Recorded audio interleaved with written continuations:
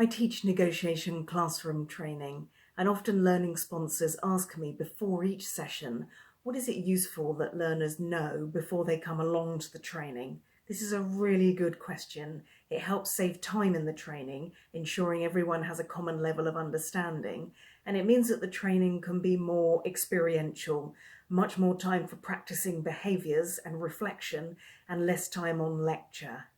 These are the sorts of things that I recommend that each learner knows before they attend negotiation classroom sessions. First of all, I encourage all learners to think about if there is a need to negotiate. It may be that the issue that they are seeking to resolve does not need negotiation, and it's not the best route to resolve the conversation with the other negotiating party. This involves some analysis, thinking about the balance of power between the negotiation organisations, and also thinking about what their fallback position might be in the event that the negotiation fails. This allows the negotiation learner to have a little bit of a think about the business landscape for both organisations and what other options they can bring to the discussion. The second thing I encourage all learners to think about is to ensure they know what concessions are and what concessions they have in the negotiation. Concessions are negotiation topics. They're things that have varying degrees of importance and varying degrees of flexibility for the organisation. They're things which you'd be prepared to discuss, potentially exchange with the other negotiating party, and things where you may be looking for alternative proposals. Knowing these things helps the negotiator have a think about negotiation as a process of discussion, not a trick where you can bewitch the other party into believing what you believe.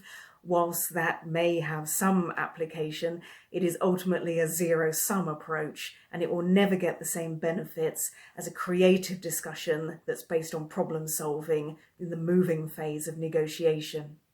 The final thing I ask learners to think about is the opening phase of negotiation. Those first few messages or first few minutes of a face-to-face discussion where you have an opportunity to introduce an agenda, expectations, choose a style, and set the tone for discussion.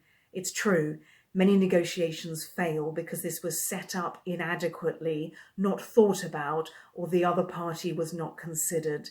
Even the most experienced negotiators can benefit from thinking about their most recent negotiation and how the opening contributed to success or meant that the outcomes were not as great as they'd hoped they might be. Thinking about negotiation before the training helps each learner really hit the ground running in the session.